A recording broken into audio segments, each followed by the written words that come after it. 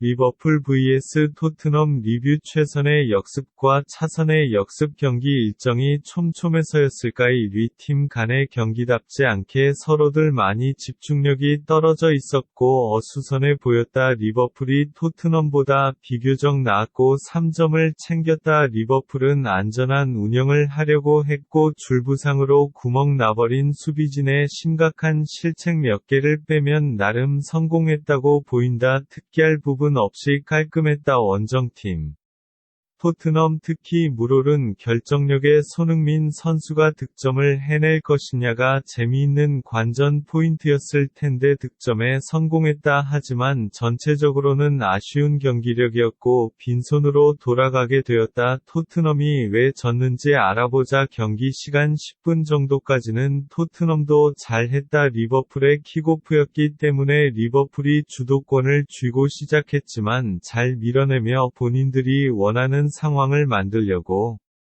노력했다. 전방 압박을 하지 않아서 리버풀이 쉽게 라인을 올리도록 만들었고 뒷공간을 충분히 확보했다. 그런 상태에서 때때로 442 포진에서의 앞라인 6명이 상당히 촘촘한 간격을 유지하며 리버풀 수비진의 패스 길에 압박을 주는 장면을 볼 수 있었다. 수비진이 처리하려는 공을 공격진이 빼앗아 진행하는 것이 최선의 역습이다. 하지만 리버풀은 토트넘이 뭘 할지 알고 있었다. 토트넘이 노리고 있던 공간에서 숫자를 오히려 더 많이 가져가 실수를 하지 않았다. 하프라인 부근에서 많게는 리버풀의 7에서 8명 정도가 토트넘의 6명을 상대할 때도 있었을 정도로 안전한 운영을 해 토트넘이 역습을 할 수 없게 만들었다.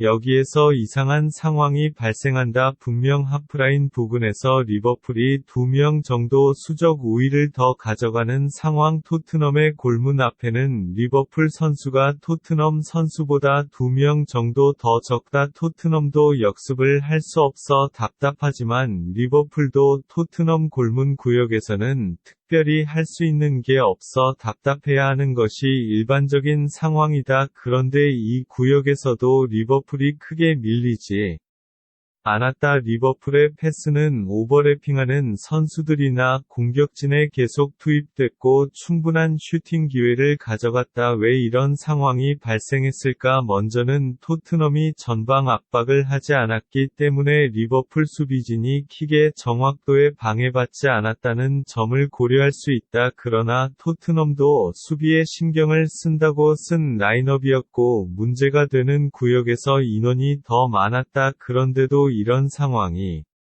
벌어졌다는 것은 분명 이상하다. 문제는 미드필드진의 간격 조절 능력 차이이다. 미드필드진은 수비진과 간격을 맞춰야 할 때도 있고 공격진과 간격을 맞춰야 할 때도 있다. 토트넘의 미드필드진은 수비진과의 간격만 좁히는 순간이 많았다 보니 공격진과의 간격이 멀어지는 상황이 자주 발생했다. 그래서 토트넘 수비진이 공을 걷어내더라도 미드필드진이 그 공을 따낼 수 없었다.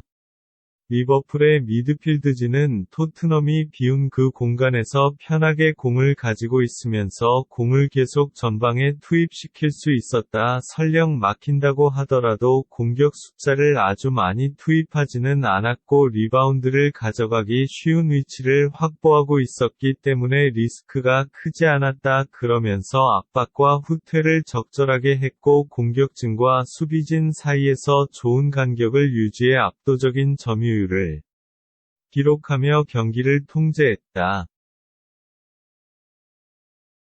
토트넘은 그렇게 맞고 또 맞고 그러다 보면 공격수도 다 내려와 있고 어쩌다 공을 얻었다고 하더라도 상대 골문이 너무 멀어서 드리블 치다 뺏기고 패스하다 끊기는 차선의 역습을 하는 상황이 되었다. 최선의 역습이 공격수로 수비수의 공을 빼앗아 진행하는 것이라면 차선의 역습은 수비수로 공격수의 공을 빼앗아 진행하는 것이다. 전자에 비해 상대 골문까지 가는 도중 거쳐야 할 과정이 늘어나 득점 기대값이 많이 떨어진다. 토트넘이 힘든 경기를 펼칠 때는 보통 이런 상황이다. 그런 힘든 경기를 치르는 와중 후반 시작과 동시에 토트넘이 승부수를 던진다. 무게중심을 올리며 전방 압박을 시작했다. 미드필드진도 이제는 많이 전진해서 공격수들과 함께 볼을 탈취하려 했다. 15분 정도 지난 시점에서는 교체를 통해 공격수를 한 명 더 늘려 적극적으로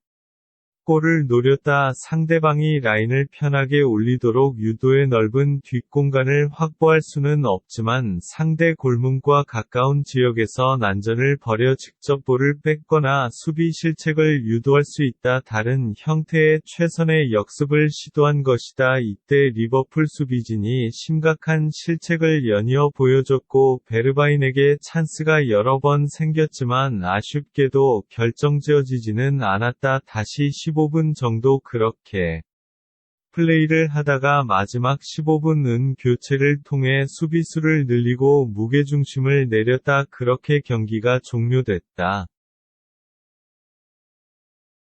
토트넘 입장에선 많이 아쉬울 것 같다. 비록 매우 얻어맞았지만 어쨌든 많이 막아냈고 후반 30분간의 노림수로 아주 결정적인 찬스들을 만드는데 성공했기 때문이다. 굴절골과 코너킥골 같이 기대값이 그리 높지는 않은 골들을 허용하고 넣었어야 할 것들을 넣지 못한 것은 불운했다고 해석할 수도 있다. 하지만 지난 시즌 챔피언스리그 결승전 네이마르와 은바페조차도 한 골을 만들지 못할 정도로 차선의 역습은 어렵다는 것을 생각해 볼 때 지지난 시즌 챔피언스리그 결승전 리버풀과의 전반전에서 본인들이 당한 그 압박에서 배워서 공을 버리고 내려서면서도 오히려 경기를 지배하는 팀으로 발전해야 한다. 어쨌든 네이마르 은바페도 쉽게 못 넣는 역습골 넣는 손흥민 최고.